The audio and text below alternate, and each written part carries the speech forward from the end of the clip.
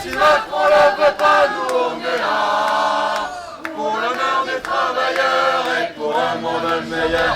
Même si Macron le veut pas, nous on est là. On est là. On est là. Même si Macron le veut pas, nous on est là. Pour l'honneur des travailleurs et pour un monde meilleur. Même si Macron le veut pas, nous on est là. On est là. On est là. On est là. Même si Macron le veut pas, nous on est là. Pour l'honneur des travailleurs et pour un monde meilleur. Même si Macron le veut pas, nous on est là. On est là. On est là. Même si Macron ne veut pas, nous on est là. Pour l'honneur des travailleurs et pour les droits des chômeurs. Même si Macron ne veut pas, nous on est là. On est là. On est là. Même si Macron ne veut pas, nous on est là. Pour l'honneur des travailleurs et pour les droits des chômeurs. Même si Macron ne veut pas, nous on est là.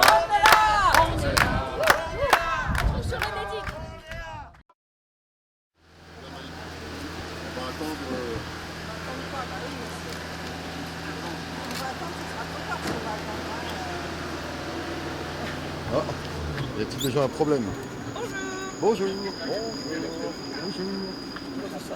C'est quoi? C'est quoi le plan?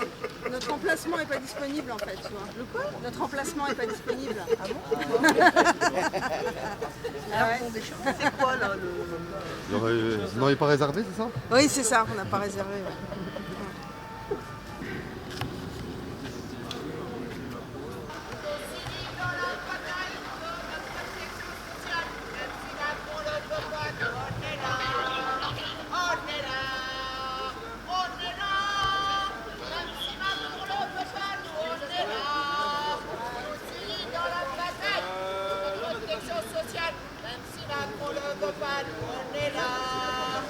J'avance à 9h30.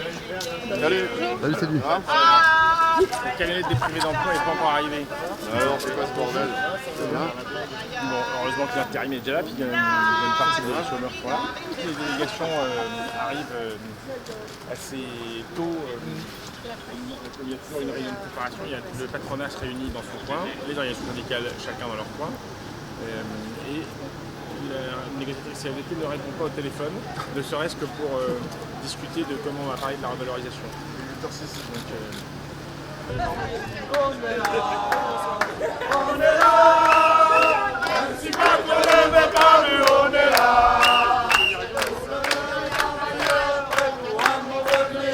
Même si Macron ne veut pas, mais on est là. Pour la protection sociale, tous unis dans la bataille. Même si Macron ne veut pas, nous on est là. On n'a pas de choix. Macron ne veut pas, nous on est là. On est là. On est là. Même si Macron ne veut pas, nous on est là. Dans la bataille. Même si Macron ne veut pas, nous on est là. On est là. On est là.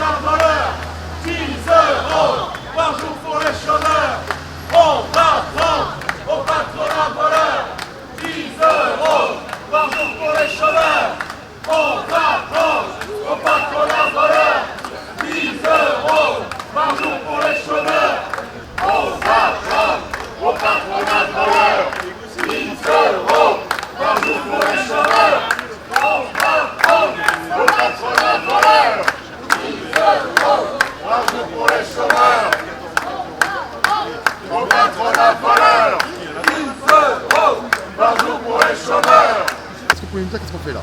Bah, on est là pour protester contre la réforme que propose le gouvernement sur la restriction des droits pour les privés d'emploi. En fait, le gouvernement, une nouvelle fois, veut faire payer ceux qui n'ont pas grand-chose ou rien du tout et ménage ceux qui ont beaucoup. Le principe de la réforme, c'est d'essayer de réduire les statistiques du chômage, alors que nous, on demande au gouvernement de trouver du boulot à ceux qui n'en ont pas. C'est une autre logique. Et ils veulent faire des économies sur le dos des chômeurs, alors qu'ils auraient pu rétablir l'impôt sur la fortune, qui aurait permis non seulement de faire rentrer de l'argent, mais d'augmenter le nombre de privés d'emploi d'indemnisés, parce qu'aujourd'hui, il est de 43%. Il y a uniquement moins d'un chômeur sur deux qui touche des indemnités et on les fait passer pour des privilégiés, donc il faut protester contre cette réforme. Alors par rapport au retour de l'ISF, c'était une des choses défendues aussi par les Gilets jaunes. Je suppose que vous êtes solidaire avec là-dessus. Bah, c'est quelque chose qu'on défend depuis longtemps. En tout cas, c'est le principe de faire payer ceux qui ont beaucoup d'argent et pas d'essayer de taxer encore plus ceux qui n'ont rien du tout ou pas grand-chose. Sinon on n'en sort pas, quoi, Voilà. c'est clair. Hein. Et qu'est-ce que ça amène comme modification pour le statut des intérimaires? Bah, on va renforcer la précarité, puisque on va favoriser, le gouvernement refuse de taxer les entreprises qui abusent des précaires, ce qu'on appelle les contrats courts, puisque le malus, c'est une goutte d'eau, et beaucoup d'employeurs disent pas de problème, on paiera et on continuera à faire comme avant. Donc ce qu'il faut, c'est trouver du travail à ceux qui n'en ont pas, mais un travail stable, parce que tout le monde le sait, on ne peut pas construire sa vie en étant précaire. Ok. Ça me paraît bien. Merci à vous. Les dames de la terre, debout, les façades de la faim. La raison terre en cratère, c'est l'éruption de la fin. Du passé, faisant table rase, tous les stars debout, debout. Le monde final, pour nous et demain. L'international sera le genre humain. C'est la lutte finale, pour nous et demain. L'international sera le genre humain. Voilà, merci aux camarades avec la sono sont arrivés. Donc, vous êtes ici, nous sommes ici devant le siège de l'UNEDIC, même s'il y a un site SNCF à côté. Il y aurait des choses à faire sur la SNCF, mais c'est pas notre sujet aujourd'hui. En tout cas, l'UNEDIC, donc, qui est le siège de l'association qui gère les questions d'assurance chômage pour l'instant. Et donc, son conseil d'administration qui va débuter à 9h30. La délégation CGT, on est 5, doit rentrer, on doit faire une petite préparation, mais en gros, il y a deux sujets. Il y a un sujet d'actualité qui est évidemment la question des réformes de l'assurance chômage qui ont été décidées par le gouvernement, décidées après une réouverture des négociations imposée par une lettre de cadrage le 9 septembre dernier qui annonçait des économies extrêmement importantes uniquement en baisse de droits pour les chômeurs. Et donc, il n'y a pas eu d'accord en février. Heureusement, il n'y a pas eu d'accord en février entre l'organisation syndicale et patronale sur une telle baisse de droits, même si le MEDEF et les autres organisations patronales ont proposé des baisses de droits considérables, et c'est ce qui a inspiré le gouvernement en bonne partie dans sa réforme. Il y a plusieurs points dans cette réforme. Il y a des mesures au 1er novembre, des mesures au 1er janvier et des mesures au 1er avril. Au 1er novembre, on va avoir notamment la hausse du seuil d'accès aux droits. La hausse du seuil d'accès aux droits, ça veut dire qu'il faudrait désormais 6 mois de travail au régime général sur 24 mois au lieu de 4 sur 28 pour ouvrir autant de droits. Donc c'est quand même extrêmement chiche. 6 mois de travail pour obtenir 6 mois de droits, ça dure pas longtemps. Et actuellement, 4 mois de droit, ça ouvre 4 mois de travail, ça ouvre 4 mois de droit. Donc, un relèvement du seuil d'accès qui fait qu'on aurait, selon nos calculs, entre 250 000 et 300 000 personnes qui sortiraient de l'accès aux allocations, qui ne pourraient pas atteindre le seuil d'ouverture de droit et qui seraient au mieux versés dans les minima sociaux selon les conditions des minima sociaux, qui eux-mêmes vont être réformés par un soi-disant plan pauvreté qui sera autant un plan anti-pauvres qui le plan contre le chômage est un plan contre les chômeurs, comme on le voit avec cette mesure en particulier. Donc, c'est pas loin de 300 000 personnes qui vont se retrouver exclues d'indemnisation. Un des éléments de langage, comme on dit, du gouvernement et des députés qu'on croise par-ci par-là, c'est que c'est pas pour tout de suite, c'est pour après. Sauf que très concrètement, des intérimaires qui travaillent déjà de façon précaire, des CDD qui travaillent de façon précaire, des extra-hôteliers, j'en ai croisé hier, y compris à la CGT, qui travaillent sur des missions ponctuelles, eux vont très clairement comprendre qu'après le 1er novembre, il leur faudra beaucoup plus de temps de travail. En gros, la moyenne, c'est on commençait à ouvrir un tout petit droit qui en gros était en moyenne à 300 € par mois. Avec un jour de travail sur 7, il faudra un jour de travail sur 4 pour accéder à l'assurance, à une allocation chômage. Donc ça, c'est évidemment extrêmement dangereux parce que c'est plonger dans la pauvreté déjà des travailleurs déjà très précaires, la frange de ceux qui arrivent à accéder à l'indemnisation. Deuxièmement, autre mesure qui devrait rentrer en vigueur au 1er novembre, une dégressivité pour les cadres au-delà, à partir de 4 500 €. Bien évidemment, on va se dire, bon, bah, c'est des cadres, 4 500 €, c'est confortable. Sauf que ça touche quelques centaines de personnes et que c'est bien évidemment le but, au-delà du fait qu'il y a aussi des cadres qui ont du mal à retrouver du boulot après 50 ans notamment, mais c'est évidemment une façon de pouvoir dire « Ah bah ça y est, la dégressivité elle est là » et après, le seuil de 4 500 €, c'est pas très difficile de le descendre à 3 000, 3 500, etc. et de l'appliquer à tout le monde. Donc c'est évidemment le loup dans la bergerie. Donc 1er novembre, le seuil, la dégressivité, quelques mesures pour faire appliquer le programme de Macron, c'est-à-dire prévoir une indemnisation pour les démissionnaires avec une usine à gaz extrêmement compliquée et pour certains travailleurs indépendants. Alors là, c'est pareil. Les travailleurs indépendants, sur le principe, on se dit, bah oui, c'est les travailleurs, il faut qu'ils aient accès à l'indemnisation chômage. On n'était pas contre la CGT, sauf qu'on disait, nous, on a dit les mêmes droits et les mêmes cotisations patronales. Et là, ce qui est prévu, c'est 6 mois d'indemnisation forfaitaire à 800 €. C'est finalement exactement l'horizon vers lequel ils veulent nous amener. C'est ce qui se passe en Grande-Bretagne. Une indemnisation forfaitaire, très limitée dans le temps, ultra conditionnée à des obligations renforcées par le décret sanction du 30 décembre. Donc c'est évidemment une indemnisation extrêmement minimale, une espèce de filet de sécurité minimal. Et puis il y a des mesures au 1er janvier, donc un bonus-malus pour soi-disant faire bouger les employeurs qui abusent des contrats précaires, mais ça s'applique qu'à 7 secteurs d'activité. C'est extrêmement limité parce que c'est une variation de 1 point de la cotisation patronale, donc autant dire que ça n'aura quasiment aucun impact. Alors que par contre, on a une autre mesure qu'il faut surveiller avec beaucoup d'attention au 1er avril 2020, qui est un changement du mode de calcul, notamment pour les travailleurs précaires. Et là encore, la délégation patronale dans la négociation MEDEF, CPME, UPA a soufflé l'idée au gouvernement. C'est formidable, la super idée, vous allez voir, c'est simple. Si vous avez travaillé 15 jours dans le mois en moyenne, ça fait 1 jour sur 2. Donc on va vous indemniser 1 jour sur 2. Voilà, ou 1 jour sur 3, si vous avez travaillé 1 jour sur 3, ce qui peut faire des baisses d'allocations considérables pour des travailleurs précaires. Et là encore, ce sont la même catégorie qui sont visées.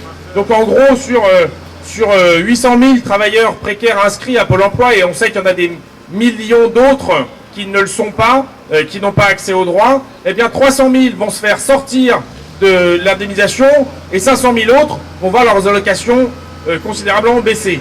On n'a pas le détail des décrets et donc on a bien l'intention de continuer la bataille, d'amplifier la bataille dès qu'on aura des informations supplémentaires, et il faut le faire notamment tout l'été avec des tracts pour expliquer ce qui se passe et pour la rentrée, et notamment en vue d'une journée de mobilisation interpro qui est prévue le 24 septembre, puisque la CGT va l'annoncer, je vous le donne en primeur, ça a été décidé hier, et dans lequel il faut qu'on fasse entendre la voix des chômeurs et des travailleurs précaires, et bien évidemment, à toutes les occasions, on a des actions à le proposer.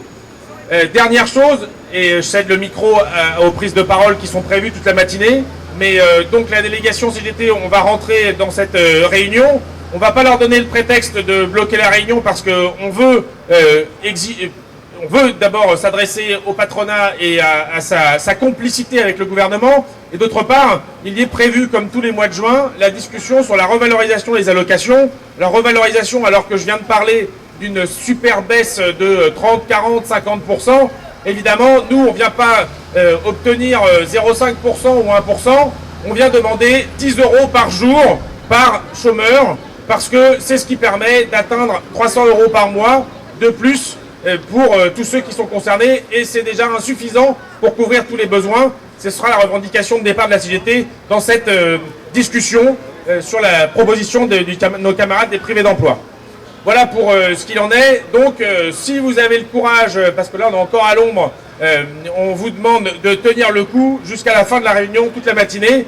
D'autres camarades vont arriver, j'espère qu'on sera encore plus nombreux. Et déjà, on est plus nombreux que la manifestation symbolique qu'ont fait d'autres organisations syndicales hier, tellement symbolique qu'on n'en a pas parlé et qui n'ont pas voulu manifester avec nous ce matin en unité syndicale, mais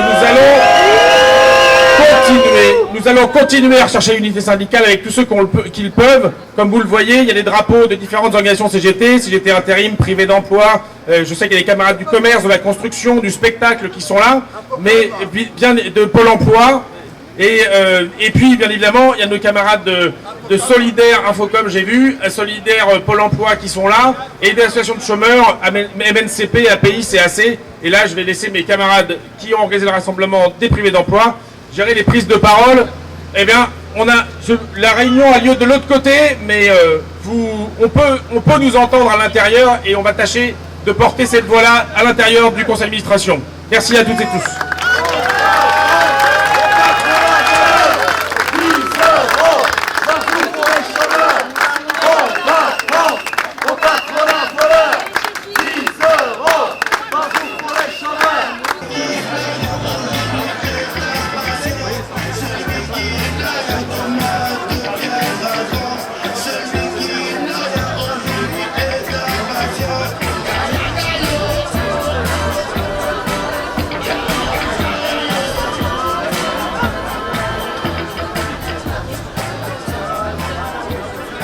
Donc la délégation va rentrer, Muriel Wolfers des privés d'emploi, Kira Boulou de la Fédé du textile et d'éléments cuir qui doit être aussi avec nous, et voilà, qui va nous rejoindre. On va rentrer évidemment porter ses revendications, les prises de parole continuent avec, je laisse mes camarades gérer, mais voilà, la bataille continue et elle continue, on vous retrouve tout à l'heure. Et ceux qui ont dû rester, mais j'espère qu'on va faire grossir le rassemblement. Évidemment, on va donner d'autres rendez-vous. Il n'est pas question de baisser les bras. Certains appellent des manifestations symboliques. Nous, on va tout faire pour appeler à des manifestations qui pèsent et à des actions pour empêcher cette casse des droits des chômeurs qui est un massacre de la protection sociale. Exactement ce qui se passe aussi sur ce qui va se passer sur les retraites. Donc il y aura le moyen de faire la jonction sur tous les sujets. Voilà, donc si la délégation veut bien être avec nous, Philippe, Cassandre qui est conseillère emploi est là, voilà, et Muriel nous rejoint, et Kira, et on y va, voilà. On vous attend. Voilà, 10 € par jour pour les chômeurs. Au passage, comme on n'a pas voulu appeler à du lynchage, je vois quelques personnes des délégations, mais les chefs de file des délégations patronales, apparemment, ils sont rentrés par une porte dérobée. «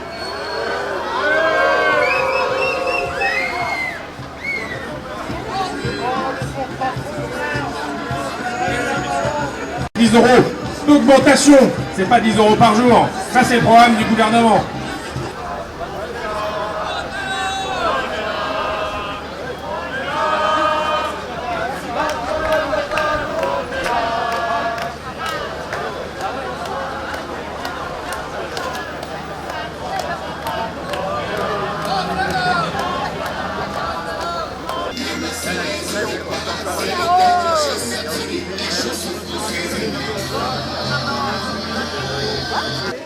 Il y a 14 000 décès. Là, on est même sur des mesures barbares aujourd'hui. Je veux dire, voilà, le projet de Macron aujourd'hui, c'est un projet qui est barbare. Et la seule manière qu'ils arrivent à le justifier, c'est parce que soi-disant, il faut faire des économies, sinon dans 10 ans, on n'aura plus de quoi indemniser les chômeurs. Mais ça, quand même, il faut le dire, c'est qu'aujourd'hui, le déficit de l'assurance chômage, il est voulu par le patronat et il est signé avec l'aval du gouvernement. Parce qu'il y a des putains de fonds de pension qui se font de l'argent sur le déficit de l'assurance chômage. Ça leur fait 400 millions d'euros par an à un fonds de pension luxembourgeois qui a été condamné lors du scandale là, des Panama Papers. Et après on va nous dire à nous, il faut qu'on arrête d'être indemnisé parce que soi-disant on coûte trop cher. Alors nous quand même on est là pour mettre les choses à l'endroit, pour dire que quand on parle d'indemnisation chômage, en fait on parle d'un droit, et c'est un droit qui est pour vivre. Et alors là, il y a un vrai débat de société. C'est soit on veut que ceux qui sont privés d'emploi par le patronat, parce que ceux qui sont responsables du chômage, c'est le patronat, il faut qu'ils aient à vivre parce que c'est eux les victimes. Ou alors, on n'est pas d'accord avec ça comme Macron, on dit que la France qu'on défend, c'est celle qui étrangle les travailleurs, c'est celle qui les met en concurrence et qui les divise par tous les moyens possibles. Là, on a vu la dégressivité en essayant d'opposer les cadres et les travailleurs, soi-disant ceux qui gagneraient trop au chômage. Non, mais enfin, voilà. Donc, on les met en concurrence, on les divise. C'est celle qui étrangle les travailleurs. Et cette France-là, sincèrement, c'est la France de Philippe Pétain, c'est celle qui est chère à Emmanuel Macron. Mais c'est pas la France de la CGT. Nous, notre France, c'est celle du progrès social. Et c'est celle d'une sécurité sociale qui indemnise tous les chômeurs et tous à 100% de l'ancien salaire. Le gouvernement, et ça aussi, c'est quelque chose quand même qui est assez scandaleux, c'est que c'est le service public de l'emploi, Pôle emploi, qui a servi la soupe au gouvernement, là. Alors que Pôle emploi, quand même, c'est financé par nos cotisations. Pôle emploi, c'est au service des chômeurs pour l'accompagnement. Ils ont trafiqué les chiffres, bien évidemment. Ce que Pôle emploi, à leur étude, ce qu'ils omettent totalement, ils le font consciemment, c'est qu'ils omettent de dire quel est le profil des droits ouverts de ces travailleurs privés d'emploi précaires, de ces travailleurs privés d'emploi, pardon. Leur profil et leur âge. Il y a des travailleurs plutôt jeunes qui ont des droits qui sont minables parce que c'est des travailleurs qui sont précaires, qui ouvrent des droits de 3 semaines avec des salaires qui sont pourris et donc effectivement ils ont des droits minables et ils retournent travailler parce que sinon c'est la mort. C'est la mort. Mais bon, de toute manière on veut tous travailler. Hein. Je veux dire aujourd'hui c'est pas un choix de travailler. C'est des travailleurs qui touchent des indemnités qui sont hautes et qui restent indemnisés, c'est parce que déjà, ils sont cadres, ils ont des emplois stables et donc ils ont ouvert des droits pour 2 et même certains parce qu'ils ont plus de 55 ans pour 3 ans. Ces travailleurs-là, s'ils restent au chômage, c'est parce que le patronat ne veut plus d'eux.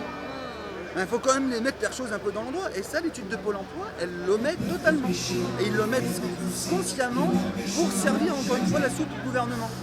Juste quelques mots parce qu'on est nombreux, je crois, à vouloir causer dans le poste. Comment dire, par rapport à cette énième reculade, parce que en même temps, c'est ce que je disais tout à l'heure à un copain, on peut pas dire que on n'ait pas été habitué.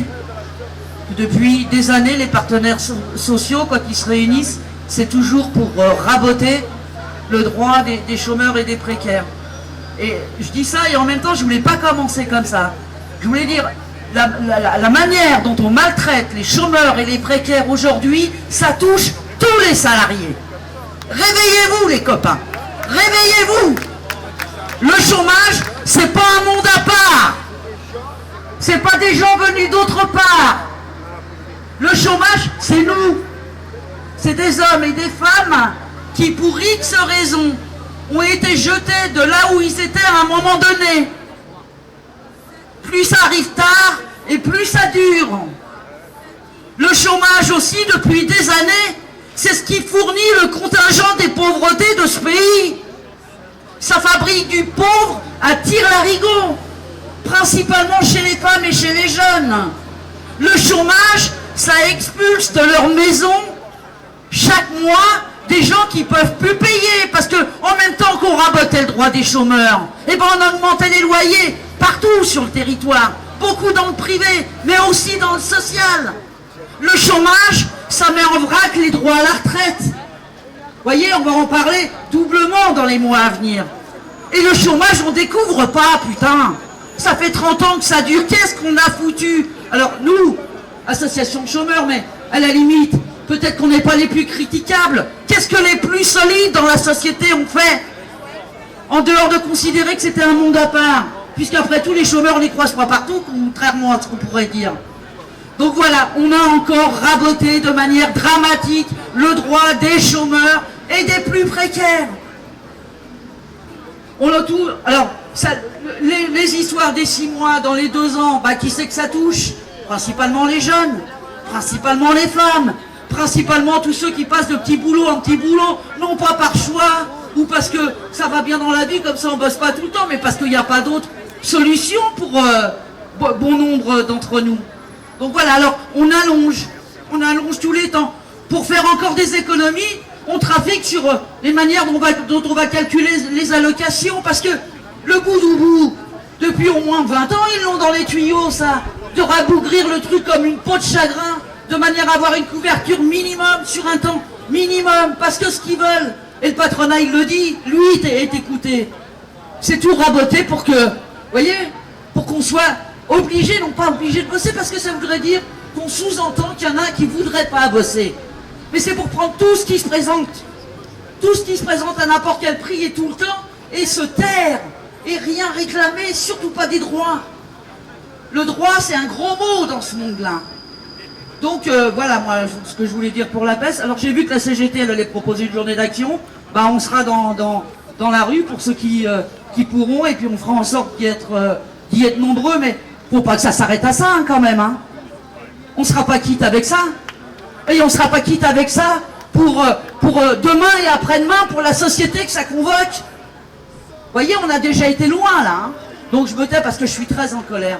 Mais vous voyez, à bientôt.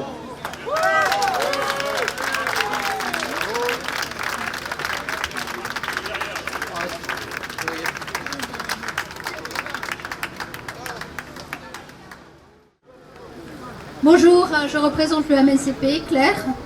Voilà, en fait, pour compléter ce qu'a dit Malika, les chômeurs et précaires, c'est pas des gens à part. On est des citoyens comme les autres. On est des actifs sans emploi. Il faut bien le dire, ça. Et en fait, on a l'impression qu'on nous exclut de plus en plus. On ne considère jamais notre point de vue. C'est-à-dire qu'on prend des décisions nous concernant sans nous. C'est-à-dire comme si on était des enfants, on est des gens immatures. Le chômage, ça vous change de catégorie. Vous êtes infantilisés. Et puis vous ne savez pas décider par vous-même. Vous n'êtes plus des êtres humains à part entière. Vous n'êtes plus des citoyens à part entière. Alors non seulement on a la double peine, la triple peine, la quadruple peine. C'est-à-dire que il faut se le coltiner, le chômage aussi. Hein. Ça veut dire que on est dans une société où tout est basé sur l'argent et le profit. Ben nous, on n'a pas d'argent, on n'a pas de profit. Et on se démerde avec ça.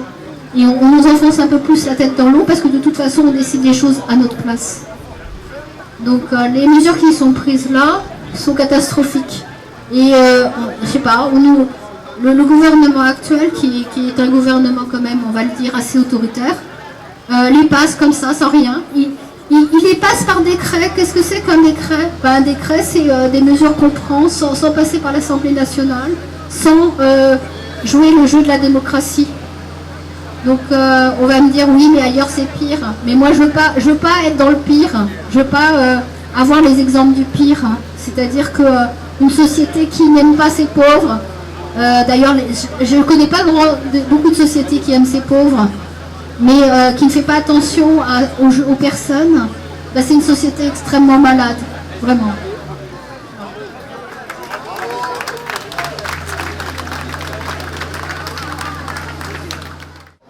Alors je ne suis plus tout à fait chômeur et précaire, mais comme il n'y a personne d'assez, c'est un retraité qui va parler pour assez. J'ai connu le chômage et la précarité, ce qui vaut aujourd'hui d'avoir une retraite absolument minable. Donc je connais le sujet. Et bon, qu'est-ce que le MEDEF, M. Macron sont en train de mettre en place? Tout simplement, c'est d'alléger les chômeurs pour qu'ils puissent traverser la rue rapidement et qu'ils soient dans les conditions pour accepter n'importe quel boulot à n'importe quel prix. Ils sont en train de nous organiser, le MEDEF et ses amis, un retour au quasi-servage. La vie au jour le jour. On va affamer les chômeurs, il y a des petits boulots, l'ubérisation, etc. Et le chômeur affamé, tout à fait précaire, il sera tout simplement obligé, pour manger, pour payer son loyer, d'accepter ces boulots dégueulasses et mal payés. C'est la stratégie du capitalisme depuis de longues années. Nous avons connu une parenthèse, les 30 glorieuses, l'État-providence, etc. La libération, ça c'est fini. C'est fini pour le capitalisme mondialisé, c'est fini pour le MEDEF. Il vise à retourner au capitalisme pur. capitalisme des origines, où vraiment il y avait la misère et qui faisait les fortunes de certains. Grosso modo, la réforme qui est en cours, c'est ça. C'est heureusement dans les tracts de la CGT. J'ai lu aussi un papier très intéressant de Unité Solidaire qui dit la même chose en plus développé. Grosso modo, il s'agit d'affamer le chômeur pour lui faire accepter n'importe quel boulot. Ce n'est que ça. En termes marxistes, il faut grossir les rangs, l'armée industrielle de réserve et faire en sorte que ces gens-là ne soient pas trop bien nourris et qu'on enlève toute capacité de résistance. Le fond du problème, c'est cela. Et normalement, moi je suis assez, bon, c'est un copain d'AC qui pourra après me contredire, bon, bien évidemment qu'il faut lutter pied à pied contre la stratégie du MEDEF et de M. Macron. Mais il y a aussi quelque chose qui a été oublié, et chez les partis politiques et chez les syndicats, à savoir la seule façon de donner un revenu décent et un emploi à chacun, c'est la réduction du temps de travail. Assez curieusement, on n'en parle pas, ou on en parle très peu. On en parle très peu dans les partis politiques, même à gauche, ou dans les syndicats. Alors depuis des années, bon, je suis le vieux con qui répète toujours la même chose, mais j'ai beau examiner la situation, quelque chose me dit, je n'ai pas tout à fait tort que de rappeler ça sans arrêt. Il n'y aura pas de sortie du chômage, il n'y aura pas de sorte de... on n'arrêtera pas la croissance de l'armée industrielle qui fait les troupes du MEDEF sans une forte réduction du temps de travail, un partage du revenu et des richesses. Il faut le dire et le redire très fort. Moi, j'ai voté à gauche, je suis un peu syndicat, mais je trouve que c'est un message totalement oublié. C'est une lacune énorme. Il faut absolument revenir là-dessus. Et aussi, compte tenu de ce que sont les gains de productivité aujourd'hui, la robotique dans toutes les entreprises, l'intelligence artificielle, à l'horizon de quelques décennies, il y a des millions d'emplois qui vont disparaître. Donc il faut penser véritablement une vraie réduction de travail qui peut-être nous emmènerait vers une autre civilisation où le travail serait mis à sa place, c'est-à-dire à sa juste place, et peut-être dans les marges de la société, ce ne serait pas l'essentiel dans une vie. Il faut absolument reparler devant l'UNEDIC, etc., du partage du travail et des revenus. La seule façon de contrarier vraiment le MEDEF et tous les Macron de France et de là-bas. Merci de m'avoir écouté. Voilà. Donc, chômeurs gilets jaunes. Du groupe des Gilets jaunes intermittents chômeurs précaires. Donc un groupe qui s'est réuni au départ parce que c'était des gens dans le milieu du spectacle et qui ont très directement dit qu'il y avait raison de lutter auprès des Gilets jaunes parce que c'est une société qu'on est en train de nous mettre en place dont on ne veut absolument pas, que ça ne va au-delà d'une question des intermittents, ça va au-delà de la question du chômage, même si elle est très prégnante. Cette question du chômage, le groupe des Gilets jaunes intermittents chômeurs précaires l'a portée dans les assemblées de Gilets jaunes et a été reçu vraiment très favorablement avec notamment un point très particulier qui est qu'au début, quand on a parlé de ça, les gens étaient super contents qu'on en parle, parce qu'on avait là plein de gens qui étaient en train de lutter sur toute la France, sur plein de sujets, mais qui aussi, des fois, étaient chômeurs, étaient précaires, et ça, ils n'osaient pas le dire. Ils n'osaient pas en parler, ils étaient dans un état de culpabilité qui faisait qu'on n'ose pas se rebeller contre ça. Donc c'est très important d'être tous aux côtés des chômeurs, pour les droits des chômeurs, parce que c'est ce qui gouverne aussi notre vie à tous quand on est employé. Et notre présence devant l'UNEDIC a du sens, le fait de travailler pour d'avance préparer, contrer les lois, le décret que va faire le gouvernement, c'est hyper important, il faut se mobiliser collectivement. Et on propose un rendez-vous. Alors ça, c'est avec tout un collectif qui fait un recours au Conseil d'État contre le décret qui a eu lieu en attaque des chômeurs le 28 décembre 2018. On est en train de travailler sur ce recours au Conseil d'État. On va aller le déposer le 8 juillet au Conseil d'État et on appelle à un rassemblement le 8 juillet à 11h devant le Conseil d'État. C'est vraiment une mécanique similaire qui va mettre les gens dans la merde. D'un côté par comment ils sont attaqués par rapport à leurs obligations en tant que chômeurs et comment ils vont être attaqués sur les indemnités qu'on pourra leur octroyer. Donc ce rassemblement du 8 juillet à 11h devant le Conseil d'État, ça sera aussi l'occasion justement en début de été de faire un point sur ce qui se passe partout en France, parce qu'il y a des groupes qui essaient de s'organiser pour faire quand même des actions sur les festivals. Il y a des groupes qui sont actifs dans d'autres coins de France, qui continuent à lutter à Toulouse, à Rennes. Et puis il y a toujours des gilets jaunes. Même si on n'en parle plus, même si... plus trop. Et ben il faut être là aux côtés de ceux qui luttent et se donner de la force ensemble pour lutter contre ce système qui exclut les précaires, qui exclut en fait la majorité de la population.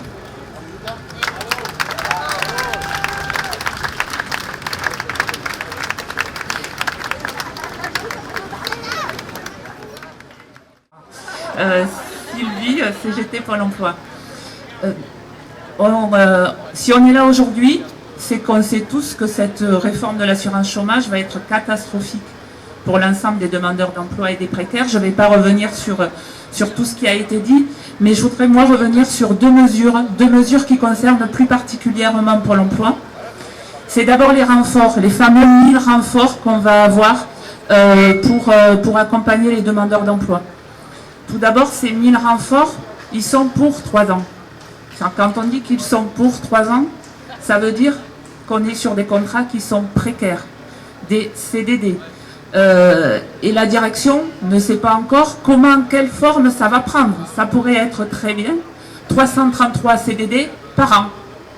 Donc imaginez ce que ça fait 333 CDD pour accompagner l'ensemble des demandeurs d'emploi. Et pour un gouvernement qui veut lutter contre la précarité, faire accompagner des demandeurs d'emploi par des précaires, on pourra saluer la performance. La deuxième chose qui nous semble aussi très grave par rapport à ça, c'est la sous-traitance des permittents. Je ne sais pas, c'est de l'accompagnement des permittents.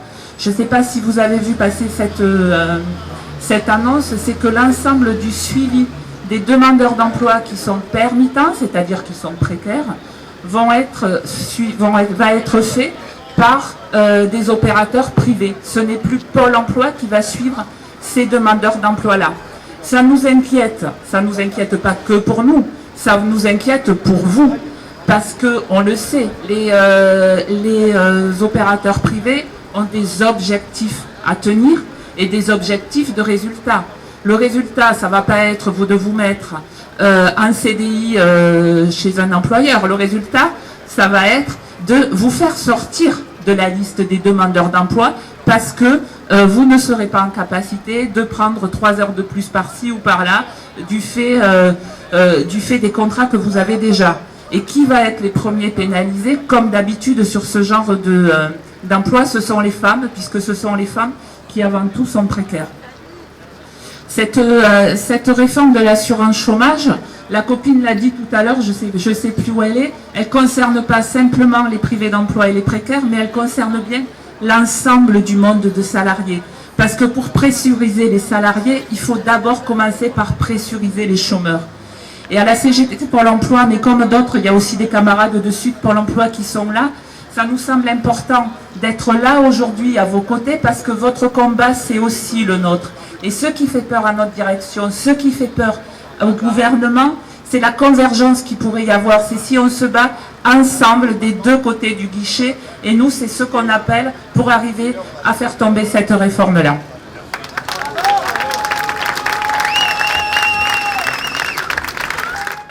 Bonjour à tous et toutes, c'est pas Sud Emploi, c'est solidaire avec Sud Emploi, voilà.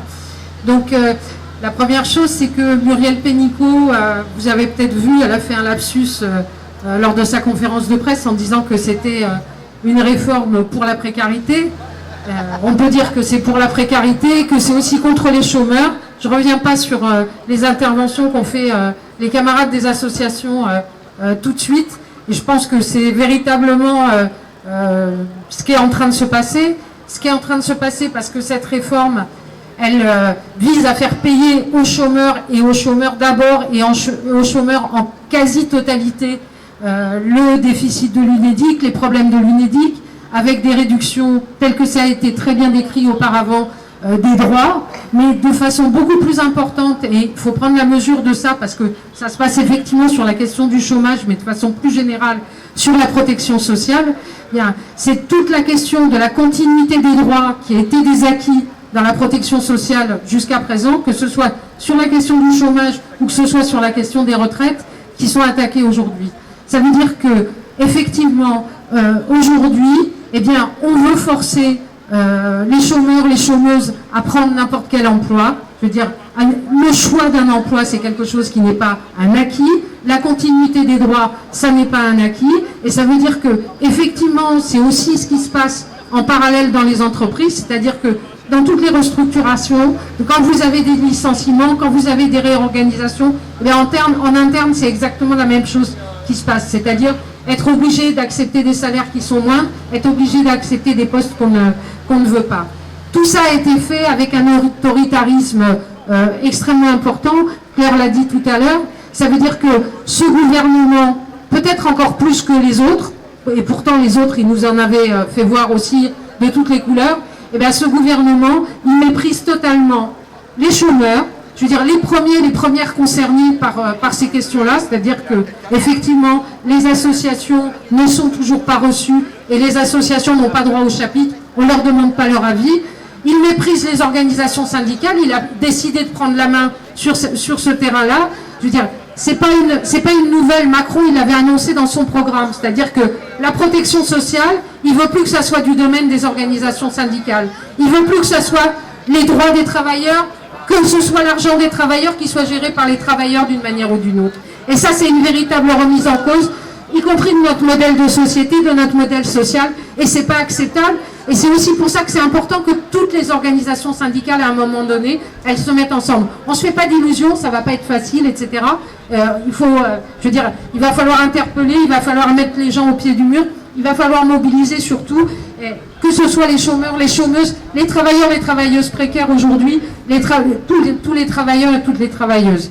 Parce qu'effectivement, pour nous, toute l'indemnisation, toute situation de chômage doit être indemnisée. Pour nous, la réduction du temps de travail, c'est effectivement une solution. Pour nous, un emploi, c'est un droit, un revenu, c'est un dû, c'est toujours quelque chose d'actualité. C'est pour ça qu'on est là et qu'on sera là aussi le 8 lors du dépôt du recours. Ce recours, c'est quelque chose dont on a pris l'initiative avec les associations de chômeurs et qui nous semble particulièrement important parce que c'est l'accompagnement général de cette affaire-là, c'est-à-dire c'est un renforcement qui a eu lieu depuis ces quelques mois du contrôle des chômeurs, la pression qui est mise sur les personnes de Pôle emploi avec des injonctions contradictoires sur le fait de donner, d'imposer des emplois, le fait de diminuer les droits des chômeurs et le fait d'être censé les accompagner, etc. Tout ça, c'est des choses qui sont totalement intolérables. Donc on est là aujourd'hui, on sera là le 8, on sera là en septembre, je ne sais pas dans quelles conditions, on espère dans les conditions les plus unitaires possibles. Donc aujourd'hui, le 8, et pendant l'été s'il le faut, sur cette question-là, sur d'autres questions. Bonjour à tous, Michel Brevard du Bureau national du SNU Pôle emploi. On est venu aujourd'hui bien sûr en soutien à cette manifestation. On dénonce ce durcissement des conditions d'indemnisation pour l'ensemble des chômeurs, tout simplement parce qu'il n'est pas justifié. Voilà. Pas justifié, pourquoi? Les offres d'emploi, les embauches en France, c'est quoi? 9 embauches sur 10, c'est un contrat de moins de 6 mois. 7 embauches sur 10, c'est un contrat de moins d'1 mois. Nous n'arrivons pas à avoir le nombre d'embauches d'une journée, mais ça doit être phénoménal. Donc la précarité, c'est pas les chômeurs qui l'ont organisée. Jusqu'à présent, c'est quand même le patron qui est donneur d'ordre dans cette affaire. On parle du droit du patron. Et donc, l'employé ou le salarié est subordonné. Donc c'est lui qui fixe la durée du contrat du travail. Pourquoi je dis ça? Parce qu'à l'occasion de cette réforme-là, on a réentendu une petite musique. Les chômeurs s'installeraient dans la précarité. On a même entendu au ministère du Travail, et c'est sur le site, il y a un exemple où il serait dit qu'un demandeur d'emploi pourrait toucher 100%, voire 200% de son ancien salaire. C'est sur le ministère du Travail. C'est bien sûr un mensonge, Et puis surtout, ça ne prend pas en la dimension de la précarité. La précarité, c'est pas une semaine, c'est pas un mois. C'est bien souvent des années de précarité. C'est des années où on ne peut pas exercer des droits qui sont donnés à tout le monde, se loger correctement, avoir un prêt, pouvoir acheter. Tout ça, ça a des conséquences. Donc, la précarité, ce n'est pas du fait du chômeur, c'est du fait, du patron, bien sûr, et des politiques gouvernementales. Parce qu'il y a une autre musique qu'on n'entend plus là, du tout. Vous vous souvenez, pourtant c'est pas très vieux, et on continue de le payer cette année, le CICE. Mais vous avez vu les sommes en jeu, et là il ne s'agit pas de chiffres jetés en l'air, c'est dans les rapports de la loi de finances. 20 milliards d'euros par an. 20 milliards d'euros. On nous parle d'un déficit de l'UNEDIC pour les 6 millions de chômeurs. On nous parle d'un déficit de 3,5 milliards. Là, en une seule année, on a donné 20 milliards d'euros au patronat pour qu'il puisse embaucher. Crédit, emploi, compétitivité. S'il y avait l'emploi là. Plus personne n'en parle et on continue de payer. Voilà, je vais faire court parce qu'il y a plein d'autres expressions. Bien sûr, notre orientation, et elle a été confirmée lors de notre dernier Conseil national la semaine passée, nous sommes en soutien avec des associations de chômeurs et avec tous les mouvements qui militent pour les droits et pour la défense des droits des chômeurs. Nous sommes contre le durcissement des conditions d'indemnisation. Les chômeurs ne sont pas responsables de leur état. Et donc, voilà, merci à tous et bon courage. Merci, effectivement je représente la Fédération du commerce et des services CGT, une fédération qui est confrontée aujourd'hui à des vagues de licenciements massifs, notamment dans la grande distribution. Après avoir empoché les millions du CICE, les patrons nous foutent dehors. Et puis je représente également un mouvement qui a accompagné la lutte contre cette réforme de l'assurance chômage, c'est le mouvement des Gilets Roses, les assistantes maternelles qui se sont regroupées sur les réseaux sociaux, qui sont aujourd'hui plus de 11 000 et qui ont fait appel à la CGT pour qu'on organise des manifestations. Et depuis 6 mois, on a multiplié les initiatives. Alors elles ne peuvent pas être là aujourd'hui parce qu'elles gardent les enfants.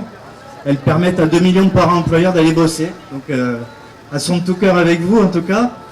Samedi prochain, samedi 29, elles seront à Paris où on organise les états généraux des assistantes maternelles à la Bourse du Travail, rue du Château d'Eau. Et ça sera suivi d'une manifestation place de la Bastille à 15 h. Donc on invite tous les camarades d'Île-de-France qui seront dans le coin à venir les rencontrer.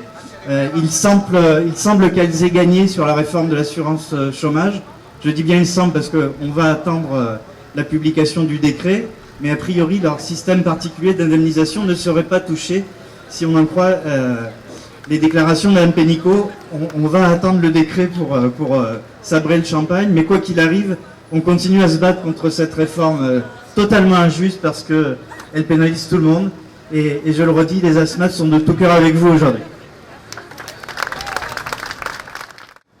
Alors bonjour à tous, Yannick pour la CGT Intérim.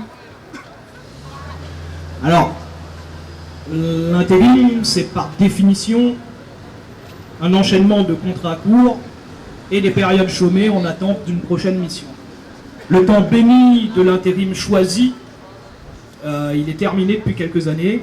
Aujourd'hui, on est dans l'ère de l'intérim subi, avec des missions de plus en plus courtes et de plus en plus rares. Cette précarité, c'est en elle-même une condition de pénibilité en plus que la pénibilité que l'intérimaire subit au quotidien, parce que c'est toujours à l'intérimaire qu'on file les boulots les plus difficiles, dans les conditions les plus infernales et les moins bien payés.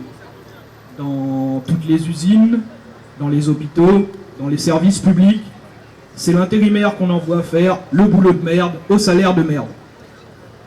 Et en plus, depuis quelques années, on nous réduit petit à petit, on nous grignote le revenu de compensation auquel on a droit en la matière des assurances chômage. On a eu d'abord la suppression de l'annexe 4, puis ça s'est enchaîné à chaque négociation et ça continue. Alors le gouvernement et le patronat sont très forts pour utiliser des mots dévoyés contre nous, la CGT, contre nous, les syndicats, ils parlent de prise d'otages, d'entraves. Moi aussi, j'en ai quelques-uns des mots pour eux. Moi, je parle de hold-up et de braquage. Le patronat, avec la complicité des gouvernements successifs de ces derniers temps, nous font les poches à nous, les précaires, et aux chômeurs.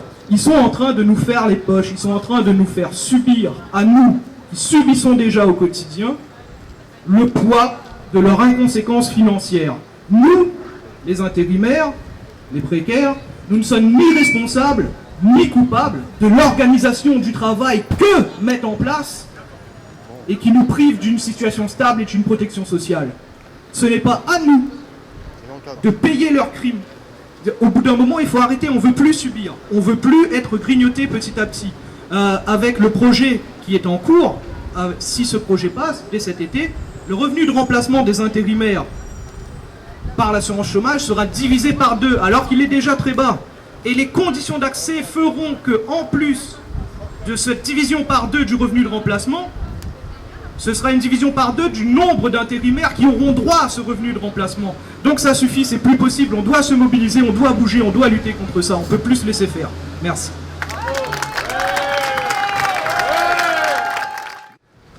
Bonjour à tous et à toutes. Transformer l'assurance chômage pour plus d'emplois, c'est derrière cette formule que Édouard Philippe et Muriel Pénicaud ont présenté leurs mesures concernant la réforme de l'assurance chômage. Donc pour la énième fois, sous prétexte de vouloir augmenter l'emploi, on stigmatise encore les chômeurs. Et c'est dans ce cadre que le gouvernement a annoncé la dégressivité et le plafonnement des allocations chômage pour les cadres. Donc concrètement, cela signifie que pour celles et ceux qui ne retrouveront pas immédiatement du travail, le montant de leurs allocations chômage baissera et ne leur permettra plus de maintenir leur niveau de vie. Cadre ou non, cette situation nous concerne tous et toutes, car une fois expérimentée, n'en doutons pas, la dégressivité sera étendue à tous les autres salariés au prétexte de l'équité. Et pour justifier cette mesure, le gouvernement prétend que les cadres sont défavorisés, pas défavorisés, et que le montant, je cite, trop généreux de leurs allocations chômage ne les incite pas à chercher du travail. Mais c'est surtout que c'est complètement faux parce que le gouvernement a déjà mis en place depuis janvier la suspension des allocations chômage après 2 refus d'une offre d'emploi, même si les emplois proposés sont bien moins rémunérés et très éloignés géographiquement. Donc la pression est déjà énorme et les mécanismes existent pour forcer les personnes privées d'emploi à accepter n'importe quoi. Mais c'est aussi oublier que les cadres étant peu au chômage, leurs cotisations représentent 42% des ressources du régime et leurs allocations comptent seulement pour 15% des dépenses. Donc cette mesure ne dégagera que très peu d'économies. Par contre, les suffrages de l'UNEDIC démontrent que mettre à contribution les cadres dirigeants et instaurer des cotisations chômage sur la part des salaires supérieurs à 13 500 € permettrait de dégager 700 millions d'euros de recettes supplémentaires. Donc l'enjeu, c'est la conception même du régime d'assurance chômage et cela concerne l'ensemble des salariés. En plafonnant les allocations, on passe d'un régime donnant droit au maintien du niveau de vie des salariés à un système de filet de sécurité minimum avec des indemnités plafonnées et conditionnées. On peut donc légitimement penser que l'attaque que subissent les cadres est le cheval de Troie d'une réforme plus large qui vise à diminuer nos droits. Les cadres n'acceptent pas de servir d'avant-garde pour déstructurer le régime et nous voulons continuer à financer et bénéficier d'un système de protection sociale solidaire. L'UGIC pour cela a lancé une pétition en ligne, vous pouvez la retrouver sur le site.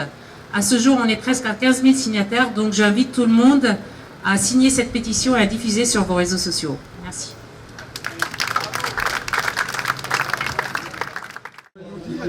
Qu'est-ce qui se passe ici aujourd'hui? Ici, il y a un premier rassemblement contre la réforme de l'assurance chômage, organisé par des syndicats et des associations de chômeurs et précaires. Et moi, en tant que député, ça me paraît normal de venir soutenir ce rassemblement. Pourquoi? Parce qu'on a un gouvernement qui, après avoir créé toujours plus de précaires, aujourd'hui leur dénie le droit d'avoir des indemnités telles que la situation le permet aujourd'hui. En tout, c'est 1 500 000 personnes qui pourraient être ainsi privées d'indemnités dans les années à venir. Et ça veut dire très clairement qu'on est en train de faire exploser le nombre de travailleurs pauvres. C'est ça la situation. Et quand le gouvernement nous explique qu'un chômeur finalement n'a qu'à traverser la rue pour avoir un emploi, ou quand M. Macron hier, en répondant à quelqu'un qui additionne les intérims, qu'il n'a qu'à finalement ouvrir les offres d'emploi pour trouver un emploi indéterminé, on voit bien qu'il y a là tout un mépris qui ne cache qu'une chose, c'est le fait, d'améliorer les statistiques du chômage, de cacher les chômeurs, faute de lutter contre le chômage, et de faire une économie de 3,4 milliards. Et 3,4 milliards, c'est exactement l'équivalent du cadeau fiscal fait avec l'ISF aux plus riches. Donc voilà, c'est un gouvernement qui adore les riches et qui, une fois de plus, s'en prend aux défavorisés. Et donc pour cette raison-là, il faut se mobiliser pour éviter cette réforme. On vous remercie de votre présence. Merci à vous, bonne journée et à bientôt. Merci, au revoir. Ensuite, c'est parce que là, on doit répondre à une question qui est dramatique, c'est celle de l'urgence sociale.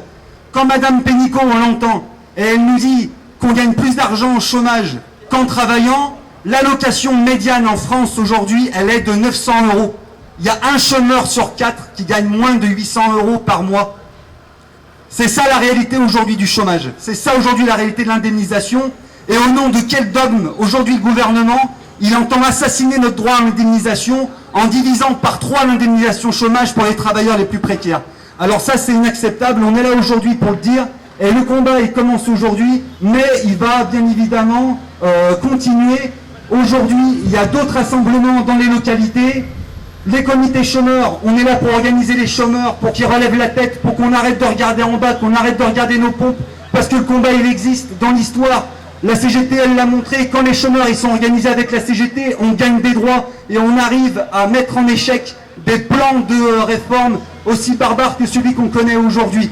Donc on est là pour dire ça, on est là pour dire que les chômeurs ils doivent s'organiser dans la CGT à côté de tous les autres travailleurs, que c'est pas forcément dans ces bureaux-là qu'on va gagner des droits nouveaux, mais c'est dans la rue, c'est dans l'action, à côté de tous nos camarades en grève, et c'est comme ça qu'on va gagner des nouveaux droits.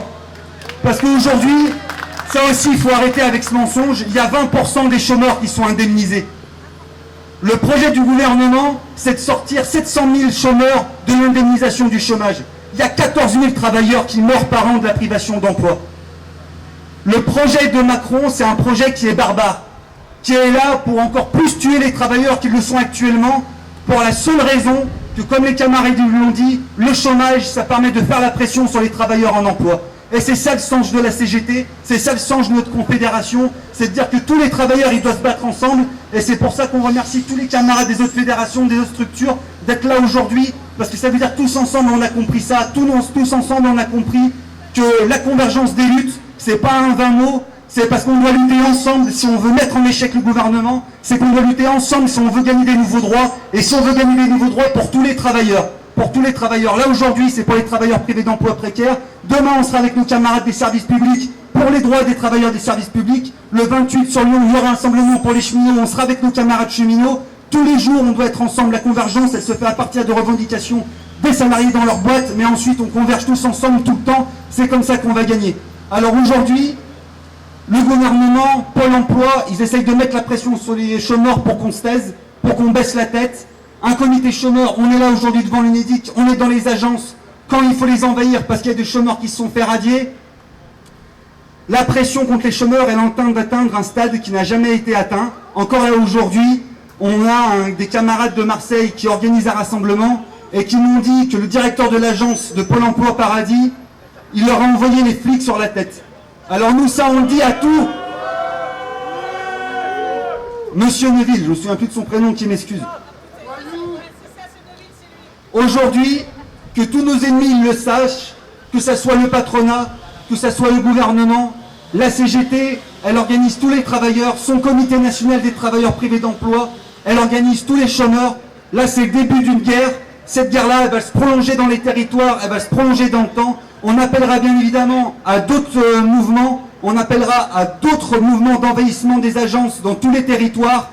Et la guerre, elle va se poursuivre jusqu'à ce qu'on obtienne notre revendication. Et notre revendication, c'est une sécurité sociale et sa branche assurance chômage qui indemnise 100% des chômeurs 100% de l'ancien salaire ou du SMIC revendiqué par la CGT, qu'on ait cotisé ou non, parce que ceux qui sont responsables du chômage, c'est le patronat, c'est le gouvernement. La lutte, elle va continuer, elle continuera avec la CGT et avec tous ceux qui voudront bien lutter avec nous pour l'ensemble des droits de tous les travailleurs. Il y a le 24 septembre, il y aura d'autres mouvements avant dans nos territoires. Le combat, il se poursuit et on lâche rien.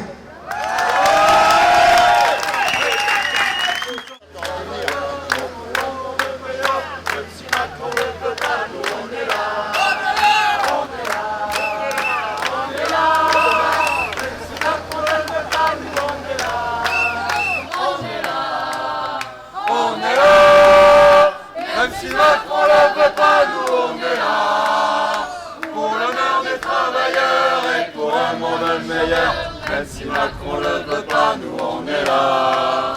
On est là. On est là. Même si Macron le veut pas, nous on est là.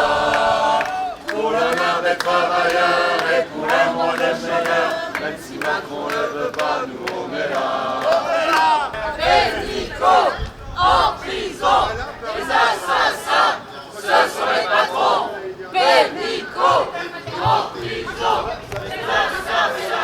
Ce sont les patrons, Pénicaud en prison, les assassins, ce sont les patrons.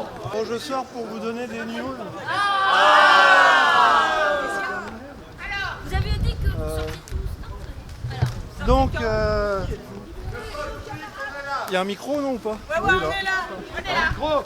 Micro, là. Vous m'entendez? La voix, là, tu vas. Donc, la CGT a porté la revendication qui avait été annoncée de 10 euros, de 10 euros par jour d'augmentation. Finalement, ils en ont donné 100. 3 organisations syndicales,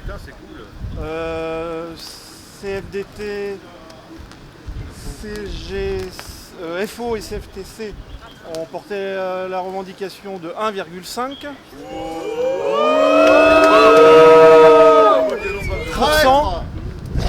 Pas euros par jour, pourcent. Après une interruption de séance de 20 minutes, le patronat est revenu avec 0,7. Voyou! Ce à quoi... Macron, voyou! Emmanuel Macron! Alors, je ne sais pas si vous connaissez les règles de cette instance. C'est que elle est paritaire et que en cas de vote contre de la délégation salariée, si tant est qu'elle soit unanime, il n'y a pas d'augmentation. Et donc le point de chute est abstention de toutes les organisations syndicales de salariés et 0,7 de revalorisation. Voilà. Mais c'est les règles de cette instance. Et voilà. Si on vote contre, il n'y a rien. Ah bah comme ça, il n'y a rien. prends, on ferme ta gueule. Si on vote contre, il n'y a rien. C'est ça, hein, prends et casse-toi quoi. Oui, non mais enfin, si tu votes contre, si tu votes contre, t'as 0. En fait, les instances salariales, les circulaires, il y a que les patrons qui décident. Bah ouais. Ça c'est pas nouveau. Et là vraiment ça fait tout semblant. Ça fait même pas. Ouais, on va pas remonter juste depuis une séquence 500 ans, voire même l'Antiquité. Qu'a annoncé le gouvernement. Oui, ça a été abordé par toutes les délégations de salariés, mais Denis vous en dira plus quand ils sortiront, les camarades, parce que là la séance continue en fait. Je suis juste sorti pour vous annoncer les résultats sur... en fait, là, il y a eu une confiscation du début du conseil d'administration par toutes les organisations et en particulier la CFDT sur le départ du directeur général et il a fallu sortir les violons, etc. Merci monsieur le directeur pour tout ce que vous avez fait pendant 9 ans, etc. Ça a duré 1 heure et donc voilà, l'ordre du jour a pris du retard. Il s'en va parce qu'il a trouvé mieux ailleurs, il va apparemment au public et là l'avenir de l'UNEDIC étant extrêmement incertain. Alors, excusez-moi, il y a plus qui ferme. Les applaudissements, mais c'est votre faute. Je sais ce que c'est. Et moi, j'ai pas de chômage. Vous n'avez pas de chômage? Ah oui, si vous n'avez pas de salarié, vous n'allez pas avoir de chômage, c'est logique. Madame, si vous n'avez pas de salarié, vous n'allez pas avoir de chômage. Je suis indépendant. Ouais. Et alors, pourquoi il ne faut pas penser aux autres? Mais je pense aux autres, moi je fais que ça. On ne dirait pas, hein, tout ce qui se passe. On va dire qu'il nous disait il n'a pas de chômage. Alors il n'a pas d'employés. Oui, j'ai des employés, justement. Non mais... J'en trouve plus, c'est autre chose. Et Bah, faudrait peut-être leur proposer des meilleures conditions de travail. Venez chez moi, vous verrez ce que c'est. Ouais. C'est quoi votre profession, monsieur? Bah, dites-le qu'on en parle aux copains qui viennent se présenter à l'embauche. C'est quoi votre entreprise, monsieur? Vos secteurs d'activité? J'espère que vous allez mal dormir ce soir, monsieur. Pensez à vos enfants, en fait, ça n'ont plus de boulot non plus.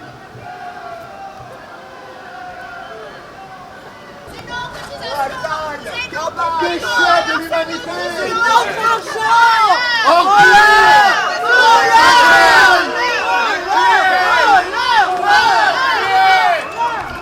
Racaille! Déchets de l'humanité! Ordures! Voyous! 07, on achète une demi-maquette! Racaille de l'humanité! Par mois! Tu tiendrais pas une heure, vous allez crever dans votre merde! Bravo! Bravo le patronat français! Pourquoi vous indexez pas vos augmentants de salaire sur les RSA? On sera à 2000 € par mois! Voyous! Pourriture!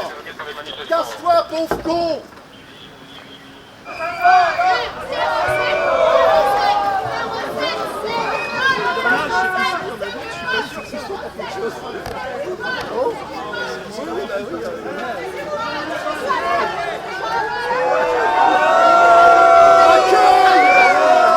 Racaille! Voyous de la République! Racaille! Voyous de la République! En prison! En prison, racaille! C'est notre travail, c'est notre santé, tes trucs là, mec! Pourriture! On va pas faire un scandale pour un cracheur. Ah, toi en 40, on était bien en 40, hein? Ah, t'aurais été mieux, hein? La racaille de l'Unédic! La gueule de l'emploi! Espèce de fasciste collabo, là! Pourriture! Casse-toi! Tu mérites d'être fusillé, connard! Pourriture! Collabo!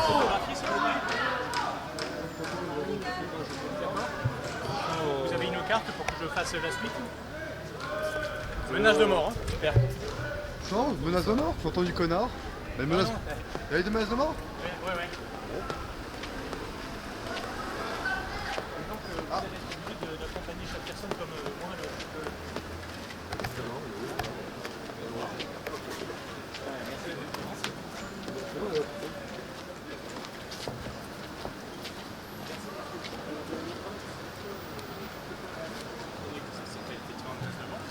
Les positions des organisations syndicales.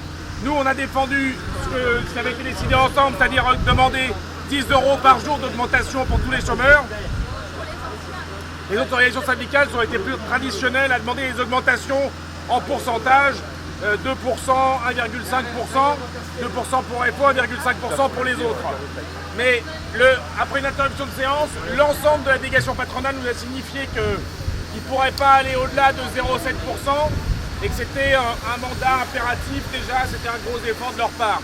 Il y a clairement une volonté, notamment du MEDEF, de dire, parce que pour lire les choses dans le détail, c'est le représentant de la CPME qui a obtenu de passer de 0,5 royalement à 0,7, notamment du MEDEF, de dire les allocations,